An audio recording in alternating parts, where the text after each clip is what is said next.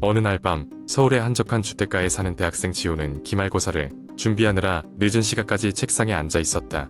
새벽 2시가 넘어서야 그는 공부를 마치고 잠시 휴식을 취하기로 했다. 책상 위에 놓여있던 스마트폰을 집어들고 소셜미디어를 스크롤하며 시간을 때우고 있었다. 그러던 중 지호는 한 친구가 공유한 도심 속에서 벌어진 미스터리한 실종 사건에 관한 글이라는 제목의 게시물을 보게 되었다. 게시물은 최근 몇 달 동안 서울 일대에서 여러 명의 실종자가 발생했으며 공통점이 있다는 내용이었다. 실종자들은 모두 밤에 외출했거나 늦은 밤 방 안에 혼자 있었을 때 흔적도 없이 사라졌다는 것이었다. 특히 충격적인 것은 실종자들의 방 안에는 한 가지 이상한 점이 남아있었는데 그것은 바로 체크무늬 패턴의 이상한 손수건이 남아있다는 것이었다. 호기심 많은 지호는 이 사건에 대해 더 조사해보기로 했다. 그는 인터넷 포럼과 커뮤니티를 돌아다니며 관련 정보를 모으기 시작했다. 많은 네티즌들이 실종 사건과 관련된 다양한 이론을 내놓았고 어떤 이들은 심지어 자신의 경험담을 공유하기도 했다. 대부분의 이야기들이 과장되거나 허구 같았지만 그중 몇 가지는 무시하기 어려운 진지함이 느껴졌다. 어느 날 밤 지호는 그 사건에 대해 더 알아보기 위해 인터넷 검색을 하던 중 이상한 블로그에 접속하게 됐다. 블로그의 주인장은 자신이 직접 그 사건과 관련된 경험을 했다고 주장하며 상세한 이야기를 써내려가고 있었다. 그는 깊은 밤 누군가 자기를 관찰하고 있다는 기분에 잠을 설치던 중 창문 밖에서 알 수 없는 사람의 형상을 보았다고 했다. 그 형상은 검은 모자와 긴 코트를 입고 있었다. 그리고 그가 잠시 놀라 눈을 비빈 사이 그 형상은 사라지고 대신 창가에 그 손수건이 놓여 있었다고 한다. 지호는 점점 더 그 사건에 매료되었고 친구들과 이 이야기를 공유하며 밤늦게까지 담소를 나누곤 했다. 하지만 친구들은 지호의 이야기에 큰 관심을 보이지 않았고 대부분이 그저 인터넷에 떠돌아다니는 흔한 도시 괴담에 불과할 거라고 치부했다. 그러던 어느 날 밤 지호는 이상한 꿈을 꾸었다. 그 꿈은 마치 현실처럼 생생했으며 꿈속에서 그는 혼자 방 안에 있었다. 그때 창문 밖에서 누군가 자신을 지켜보고 있는 듯한 기분이 들었다.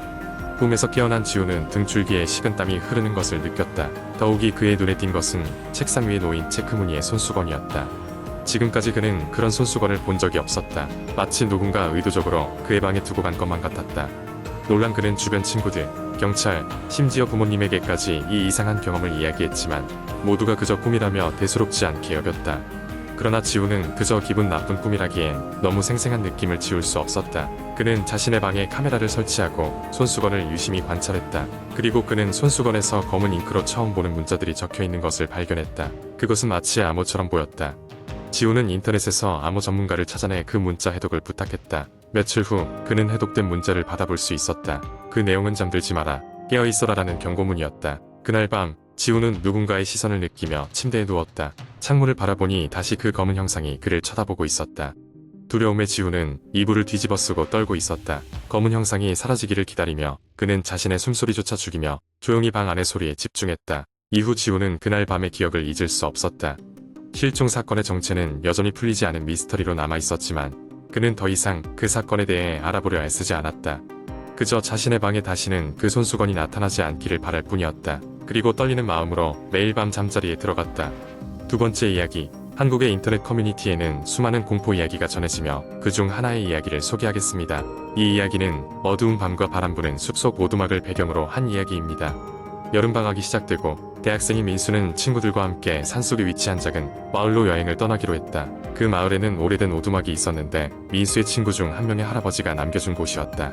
그 오두막은 오랫동안 사용되지 않아 낡고 허름했지만 친구들은 여름밤의 모험을 만끽하기에 충분하다고 생각했다. 오두막에 도착한 첫날 밤 민수와 친구들은 각자 침낭을 챙겨 방 한가운데 모여 앉았다. 밤하늘의 별들이 총총히 빛나고 가벼운 바람 소리가 숲속의 적막함을 깨뜨렸다. 친구들은 무서운 이야기를 나누며 한밤중까지 깨어있었고 결국 지쳐 잠이 들었다. 그날 밤 민수는 이상한 꿈을 꿨다. 그는 오두막 밖에서 이상한 속삭임 소리를 듣고 잠에서 깨어났다. 소리는 어딘가 익숙하지만 동시에 굉장히 낯설게 들렸다. 창문 너머로 보이는 달빛은 무섭도록 환하게 오두막 내부를 비추고 있었다. 민수는 속삭임의 정체를 알기 위해 조심스럽게 침낭에서 몸을 일으켰다. 다른 친구들은 깊게 잠들어 있었다. 민수는 창문 가까이 다가가 밖을 내다봤지만 보이는 것은 어두운 숲뿐이었다. 그 순간 창문 너머로 긴 머리카락이 일렁이는 형체가 스쳐 지나갔다. 민수는 깜짝 놀라 몸을 뒤로 획 돌렸다. 그러나 다시 창문을 보았을 때는 아무것도 보이지 않았다. 민수는 잠시 자신의 환각이라고 생각하며 고개를 가로저었다. 하지만 그 순간 밖에서 누군가 문을 두드리는 소리가 들렸다. 똑똑똑 문 두드리는 소리는 또렷했다. 민수는 두려움에 떨며 방문 앞에 섰다. 작은 창문을 통해 바깥을 확인했지만 역시 아무것도 보이지 않았다. 그러나 이번에는 고요함 속에서 누군가의 흐느끼는 소리가 들려왔다. 마음속 깊이 공포가 밀려오면서 민수는 친구들을 깨우기로 결심했다. 그는 옆에 누운 친구들을 깨웠지만 친구들은 짜증을 내며 다시 잠들고 말았다. 민수는 다시 침낭 속으로 들어갔지만 그날 밤 한숨도 잘 수 없었다. 다음 날 아침 친구들은 민수의 창백한 얼굴을 보고 그가 좋지 않은 꿈이라도 꾼 것 아니냐며 농담을 주고받았다. 민수는 어젯밤 있었던 일을 이야기하려 했지만 친구들은 그냥 그의 상상이라고 생각하고 가볍게 넘겨버렸다. 또 다른 밤이 찾아왔다. 이번에는 민수만이 아닌 다른 친구에게도 이상한 일이 발생했다. 한 친구가 벽에서 이상한 긁는 소리를 듣고 잠에서 깬 것이다. 그 친구는 겁에 질려 나머지 친구들을 모두 깨웠고 오두막에 대한 이야기들이 다시 시작되었다. 깨진 유리, 문 앞에 남겨진 이상한 발자국, 그리고 확실치 않은 존재의 느낌은 친구들 모두를 불안하게 만들었다. 시간이 지나면서 친구들은 이 오두막에 뭔가 잘못되었음을 직감했다. 조사는 시작되었고 마을의 노인에게서 충격적인 이야기를 듣게 되었다. 이 오두막은 과거에 끔찍한 사건이 있었던 장소라는 것이었다. 오래전 이곳에서 한 여인이 실종되었고 몇몇 사람들은 그녀의 영혼이 여전히 숲을 떠도는 것으로 믿고 있었다. 마을 사람들은 오두막에 가급적 다가가지 않았다.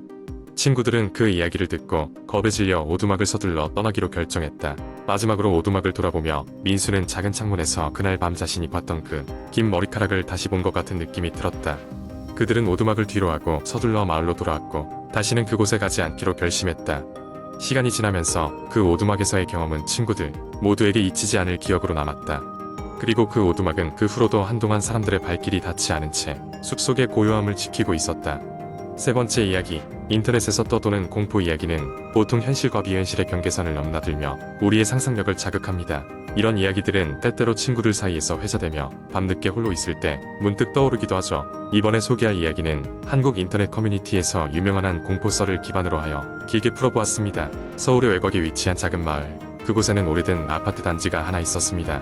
이 아파트 단지는 1980년대에 지어진 곳으로 현대의 아파트와는 비교할 수 없을 정도로 낡고 오래된 곳이었죠. 그곳에 사는 주민들은 대부분 연세가 많은 노인들이었고 젊은 사람들은 거의 찾아보기 힘들었습니다. 그러던 어느 날 서울에서 직장 생활을 하던 20대 초반의 민수는 직장 문제로 이내 이 오래된 아파트 단지에 이사 오게 되었습니다. 처음 이곳에 오게 된 민수는 낡고 을씨년스러운 분위기에 약간 겁이 났지만 낮은 임대료 덕분에 금방 적응할 수 있을 것이라 믿었습니다. 하지만 이사 첫날 밤부터 이상한 일이 벌어지기 시작했습니다. 자정이 조금 넘은 시간, 민수가 잠들려고 할 때쯤 천장에서 가벼운 발소리가 들리기 시작했습니다. 처음에는 위층에서 누군가 걷고 있는 소리라니 생각했지만 곧 그 소리가 사람 발소리와는 다소 다르게 규칙적으로 반복되고 있음을 알아차렸습니다. 그 소리는 너무나 가볍고 일정해서 마치 어린아이가 천장을 뛰어다니는 것처럼 들렸습니다. 다음 날 아침, 민수는 위층에 누가 사는지 궁금해졌습니다. 그래서 아침을 먹고 위층으로 올라가 문을 두드렸습니다. 하지만 아무리 두드려도 아무런 대답이 없었습니다. 이웃 주민에게 물어보니 위층에는 아무도 살고 있지 않다는 충격적인 대답이 돌아왔습니다. 그 말을 들은 민수는 혼란스러웠지만 혹시나 자신이 이사 오기 전에 누군가 사라져서 아직 비워두고 있는 것일 수도 있겠다고 생각했습니다. 그날 밤 민수는 이를 확인하기 위해 일찍 잠을 청하지 않고 깨어있기로 했습니다. 자정 무렵 다시 한번 그 발소리가 시작되었습니다. 이번에는 더 분명하게, 더 확연하게 그 소리가 천장을 가로질러 다가오는 듯 했습니다. 민수는 손전등을 꺼내 천정을 비추며 소리의 근원을 찾으려고 했지만 아무것도 발견할 수 없었습니다. 그러다 참다 못한 민수는 친구에게 전화를 걸어 하소연했고 친구는 웃으며 귀신이 곧 너를 데리러 오는 거 아니냐며 농담을 던졌지만 민수는 그럴 기분이 아니었습니다. 며칠이 지나고 민수는 점점 더 불안해졌습니다. 자정이 가까워지면 어김없이 들려오는 그 소리에 잠을 이루지 못해 피곤이 쌓여만 갔습니다. 그러던 중 한밤중 갑작스러운 노크 소리에 민수는 화들짝 놀라 깨어나게 되었습니다. 문을 열어보니 이웃 주민이 불안한 얼굴로 써 있었습니다. 잠깐 얘기 좀 할 수 있어요? 그 주민은 떨리는 목소리로 물었습니다. 민수는 당황하였지만 그녀의 집으로 갔습니다. 그곳에서 주민은 자신이 들었던 이야기 즉 이 아파트 단지에서 수년 전부터 비어있던 위층에서 가끔 이상한 소리가 들렸다는 이야기를 털어놓았습니다. 그녀는 예전에 그 아래층에 살던 세입자가 정신적으로 이상이 생겨 갑작스럽게 아파트를 떠났다는 충격적인 사실도 덧붙였습니다. 그날 이후로 민수는 더 이상 이상한 소리를 견딜 수 없었고 결국 다른 곳으로 이사를 가기로 결정했습니다. 차츰차츰 그 아파트를 떠날 날이 다가오자 그는 스스로도 모르게 안도의 한숨을 내쉬게 되었습니다. 그러나 이사를 가기 하루 전 마지막 밤이 그에게 남아 있었습니다. 자정이 되자 예상치 못한 일이 벌어졌습니다. 더 이상 발소리가 들리지 않았던 것입니다. 민수는 기분이 이상했지만 안심하고 잠이 들 수 있을 것이라 생각했습니다. 하지만 새벽녘 갑작스러운 한기가 그를 깨웠고 침대 머리맡에는 낡은 구두 한 켤레가 놓여 있었습니다. 너무나도 익숙했던 그 발소리의 주인일지도 모르는 민수는 혼비백산하여 아파트를 뛰쳐나왔고 그 길로 이사를 서둘렀습니다. 그 후 그는 다시는 그 아파트 단지에 돌아가지 않았습니다. 시간이 지나고 친구에게서 연락이 왔을 때 그는 숨겼던 이야기를 털어놓을 수 있었습니다. 그리고 친구는 인터넷에 그 이야기를 올렸고 그때부터 이 이야기는 한국 인터넷에서 흔히 볼 수 있는 공포썰로 자리 잡게 되었습니다. 민수는 결국 그 이후 더 이상 유령에 관한 경험을 하지 않았지만 아직도 늦은 밤 남모르게 구두 소리가 들리는 것 같은 기분을 지울 수 없었다고 합니다. 누군가에게는 단순한 도시 전설일 뿐이겠지만 민수에게는 결코 잊을 수 없는 끔찍한 기억으로 남았습니다. 이런 공포 이야기는 많은 상상력을 동원하게 만들고 읽는 이로 하여금 등골이 오싹해지게 만들죠. 공포썰의 매력은 일상 속에서도 일어날 수 있을 법한 일들의 비현실적 요소를 결합하여 현실과 공포의 경계를 허물는 데 있습니다. 다음에 밤늦게 혼자 있을 때 혹시 모를 낯선 소리에 귀 기울여 보세요. 당신은 무엇을 듣게 될까요?